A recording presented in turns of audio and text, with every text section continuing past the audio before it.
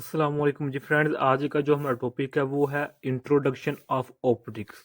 इस वीडियो में हम जो इंट्रो ऑप्टिक्स का तारुफ है उस पर बात करने की कोशिश करते हैं। ओके, तो ये हमारा लेक्चर नंबर 1 है ऑप्टिक्स का। ये हम आज से सीरीज स्टार्ट करने लगे हैं ऑप्टिक्स की।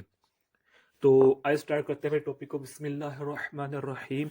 सल्लल्लाहु अला मुहम्मद सल्लल्लाहु अलैहि व आलिहि वसल्लम। सबसे पहले देखेंगे ऑप्टिक्स की डेफिनेशन है हमारे पास है क्या। Optics optics is the study of light, यानी कि जो हमारे पास ऑप्टिक जो मजमून है, ऑप्टिक सब्जेक्ट है, यानी कि ऑप्टिक्स में हम क्या करते हैं, लाइट को स्टडी करते हैं। ये सिंपल सी डेफिनेशन है इसकी, ऑप्टिक्स की। ओके, अगर हम इसकी और डेफिनेशन की बात करेंगे, एक और डेफिनेशन है कि optics is the branch of physics that studies the behaviour and properties of light. Again सुन लें, optics is the branch of physics that studies the behaviour and properties of light.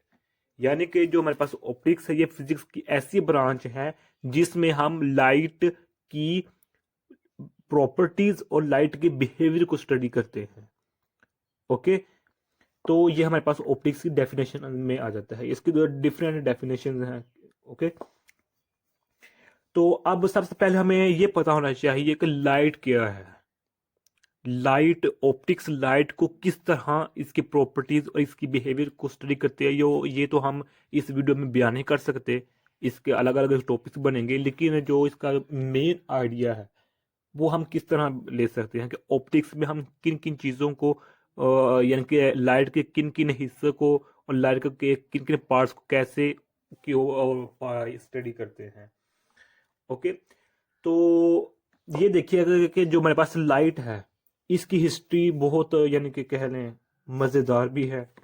कि जो लाइट है हमारे पास, light actually हमारे पास क्या है, ये सबसे पहला इसका जो कंसेप्ट दिया था वो था न्यूटन ने। अच्छा, इस न्यूटन से पहले मैं एक बात बताता चलूँ, क्योंकि अल्हम्दुलिल्लाह हम मुसलमान हैं, तो हमारे भी मुसलमान साइंसदान थे, मुस्लिम साइंटिस्ट थे पहले अदवार में। लेकिन अब खैर, अल्लाह खैर करे हमारे मुसलमानों पर। यानी कि जो हमारी थ्योरी थी, कंसेप्ट थे ना हमारे बड़े बड़ों के, यानी कि मुस्लिम साइंटिस्ट, उनको उन पर अमली प्रैक्टिकल काम किया था गैर मुसलमानों ने। तो जिसकी वजह से जो हमारे मुसलमान साइंसदान थे उनको दबा लिया गया, जिसकी वजह से आज हमारे पास सर पर गैर मुसलमान अपना वर्क कहते हैं हमने किया, हमने किया। अगरचे उन्होंने काम किया है, लेकिन जो कंसेप्ट था वो हमारे यहाँ के साइंसदान मुस्लिम साइंटिस्ट उनका यूज किया है। मिसाल के तौर पर जो लाइट है, लाइट के बारे में आपको यही बताया जाएगा कि सबसे पहले इसका जो कंसेप्ट था, इस पर बात की थी वो न्यूटन ने की थी, लेकिन ऐसा नहीं है।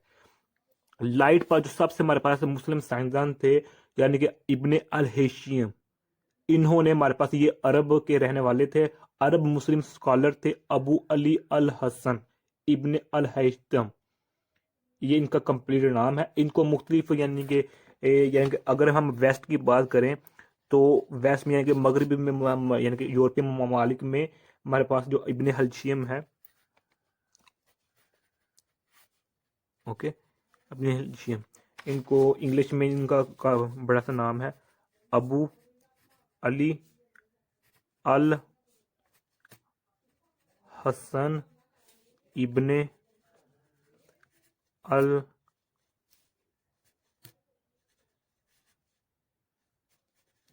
हशम।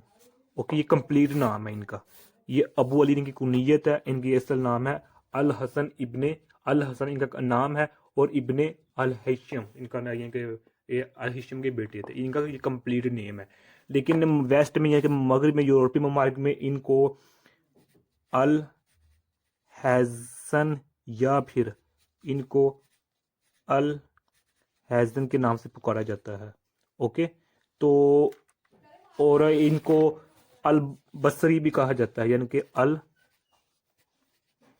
बसरी भी कहा जाता है इनको, इनके डिफरेंट नेम है। ओके, तो इनकी जो सन पैदाइश थी वो 965 यानी कि 965 में इनकी पैदाइश हुई थी बसरा में। बसरा में, बसरा ये शहर का नाम है, ये बसरा किधर है? ये इराक मुल्क में वाक़ है। ओके, इराक में बसरा है। वहाँ 1965 सीनी ईस्वी में, यानी कि बहुत पुराने बुजुर्ग हमारे मुस्लिम साइंसदान, इन्होंने सबसे पहले जो कंसेप्ट था ना लाइट का वो दिया था। तो हम ये कह सकते हैं जो प्रैक्टिकल काम किया था, यानी कि इस पर जो प्रॉपर काम किया था वो न्यूटन ने किया था। ओके, तो सबसे पहले जो था ना लाइट पर इसका बात की थी वो की थी न्यूटन ने। न्यूटन ये कहता था कि जो लाइट हमारे पास वो पार्टिकल नेचर रखती है, यानी कि लाइट में जो लाइट की जो प्रॉपर्टी है वो पार्टिकल नेचर है, यानी कि वो जिस तरह हमारे पास सॉलिड चीज़ें बिहेवियर करती हैं आम दिनों में या आम चीज़ों में, ऐसे ही जो हमारे पास लाइट है, लाइट भी एक पार्टिकल की तरह अपने आप को शो करती है। ये न्यूटन ने कहा था। ओके, तो इसके बाद दो थ्योरी आई थी। एक तो को हम हाइगन वेव थ्योरी कहते हैं और सेकंड को मैक्सवेल इलेक्ट्रोमैग्नेटिक वेव थ्योरी कहते हैं। यानी कि इसके न्यूटन के बाद आई थी दो थ्योरी आई थी। एक आई थी हमारे पास हाइगन्स वेव थ्योरी, एक ये थ्योरी आई थी, और सेकंड थ्योरी आई थी हमारे पास Maxwell Maxwell electromagnetic wave theory. ये दो वेव थ्योरी आई थी। इन दो थ्योरी के अकॉर्डिंग जो लाइट थी ना वो वेव नेचर की थी, यानी कि जो लाइट होती है वो वेव नेचर, यानी कि वेव नेचर में क्या होता है कि इंटरफ्रेंस होता है, डिफ्रैक्शन होती है, पोलराइजेशन होता है, ये वेव की नेचर है।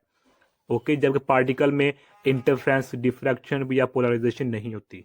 तो न्यूटन का कुछ और कहना था, इन दो थ्योरीज का कुछ और कहना था।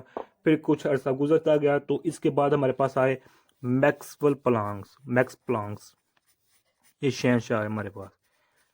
ओके, तो इन्होंने मैक्स प्लांक्स, ये हमारे पास आए थे साइंटिस्ट फिजिसिस्ट, इन्होंने आकर कहा था कि जो लाइट है ये पार्टिकल नेचर रखती है, कि यानी कि लाइट बिहेव करती है एज अ पार्टिकल। यानी कि इससे प्लांक्स ने न्यूटन के कंसेप्ट को एग्री किया था, इसके कंसेप्ट को। ओके, तो इसके बाद जो आए थे आइंस्टाइन, ये बहुत मशहूर थे आइंस्टाइन। इन्होंने मैक्स प्लांक की थ्योरी को मद्देनजर रखते हुए फोटो इलेक्ट्रिक इफेक्ट वाला जो एक्सपेरिमेंट था वो किया था। उसमें यही दिखा था कि जो लाइट है वो पार्टिकल नेचर शो करती है, यानी कि वो बिहेव करती है एज अ पार्टिकल, जो लाइट होती है। आइंस्टाइन ने मैक्स प्लांक की थ्योरी को यानी कि प्रैक्टिकल कह रहे हैं, यानी कि एक्सपेरिमेंट करके दिखाया था।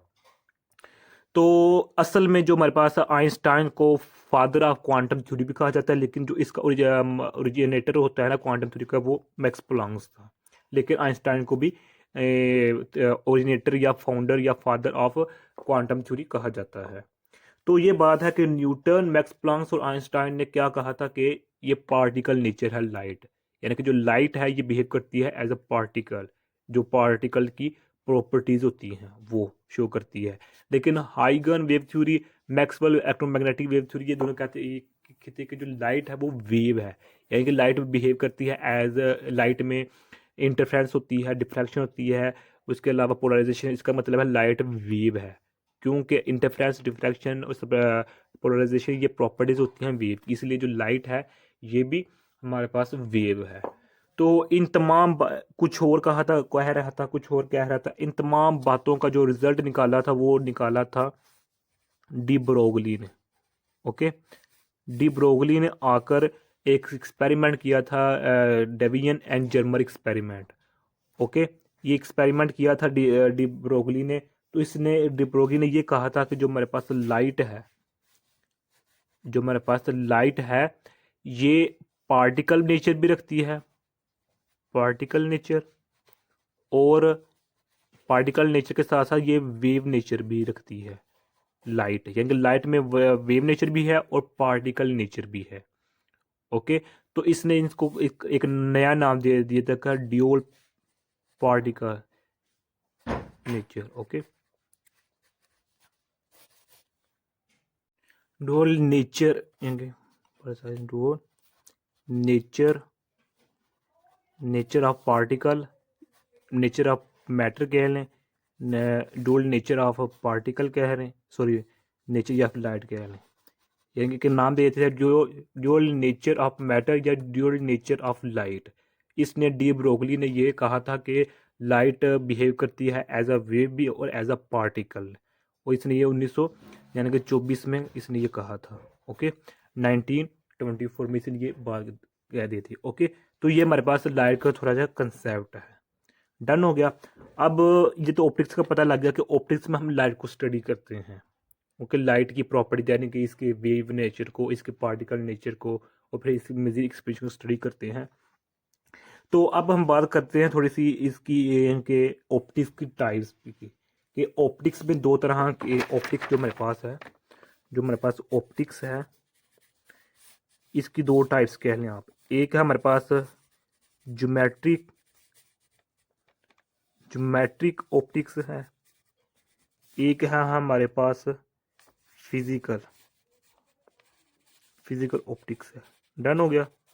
जो ज्योमेट्रिक ऑप्टिक्स को हम रे ऑप्टिक्स भी कह सकते हैं, और फिजिकल ऑप्टिक्स को हम वेव ऑप्टिक्स भी कह सकते हैं। यानी कि लाइट का भी हमने पीछे स्टडी किया कि लाइट वेव नेचर भी बिहेव करती है और पार्टिकल नेचर भी। तो ऑप्टिक्स में हम लाइट को स्टडी करते हैं, तो इसलिए इसकी दो ब्रांचेज बना दी। एक को हम जिसमें वेव को स्टडी करते हैं उसको नाम दे दिया फिजिकल ऑप्टिक्स देंगे वेव ऑप्टिक्स का, और जिसमें हम पार्टिकल नेचर को स्टडी करते हैं उसको हम रे ऑप्टिक्स देंगे ज्योमेट्रिक ऑप्टिक्स का नाम दे दिया। डन हो गया। अब जो थोड़ा सा इसमें मजीद डिटेल में जाते हैं, जो ज्योमेट्रिक होती है ना, ज्योमेट्रिक ऑप्टिक्स और फिजिकल ऑप्टिक्स, इसको मैं मेन आइडिया दे देता हूँ कि जो ज्योमेट्रिक ऑप्टिक्स में जो हमारे पास वेवलेंथ होती है ना लाइट की, वो ऑब्जेक्ट के साइज से कम होती है। ऑब्जेक्ट के, पहले इसे समझें। फिजिकल ऑप्टिक्स या वेव ऑप्टिक्स में जो हमारे पास वेवलेंथ ऑफ लाइट होती है ना, जिस चीज के साथ, जिस ऑब्जेक्ट के साथ हम लाइट को स्टडी कर रहे हैं इस फिजिकल ऑप्टिक्स में या वेव ऑप्टिक्स में, उसमें जब हमारे पास लाइट की वेवलेंथ होती है वो ऑब्जेक्ट के साइज से ज्यादा होती है, जिसकी वजह से हमारे पास पोलराइजेशन या डिफ्रैक्शन या इंटरफेरेंस वाला प्रोसेस होता है। अगर हमारे पास लाइट की जो वेवलेंथ वो कम होती है ऑब्जेक्ट से, तो वो हमारे पास ज्योमेट्रिक रे में आ जाती है। ये मेन आइडिया था। अब नेक्स्ट वीडियोस में हम इन्हीं चीज़ों को स्टडी करेंगे। यानी कि मैं फिजिकल यानी कि फिजिकल ऑप्टिक्स या फिर वेव ऑप्टिक्स में हम इंटरफेरेंस को